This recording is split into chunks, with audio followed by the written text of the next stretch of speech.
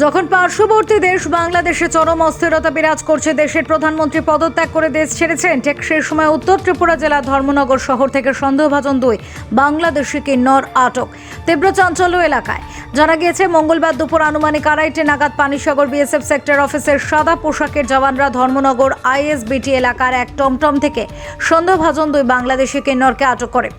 পরবর্তীতে তাদের Panisagar BSF sector অফিসে নিয়ে যায় জওয়ানরা। বিএসএফ সূত্রে জানা গিয়েছে, সন্দেহভাজন 2 বাংলাদেশি কিন্নরের কাছ থেকে একজনের নামে ভারতীয় প্যান কার্ড উদ্ধার হয়েছে, যার নাম প্রমা চৌধুরী।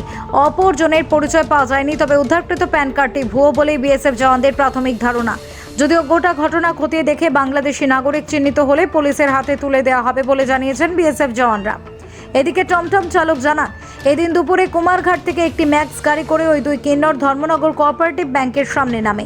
তারপর তারা টমটমে উঠে আইএসবিটিতে নিয়ে যাওয়ার জন্য বলে। তাদের গন্তব্যস্থল ছিল করিমগঞ্জ।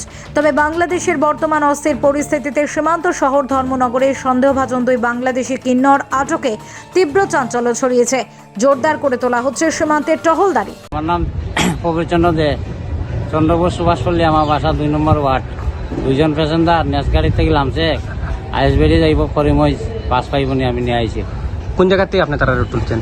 কোঅপারেটিভের সামনে থেকে। কোঅপারেটিভের সামনে থেকে। তারা কই থেকে আইছিল কইছে আপনারে? কুমারঘাট থেকে। যাইতো কই কইছে? করিমগঞ্জ।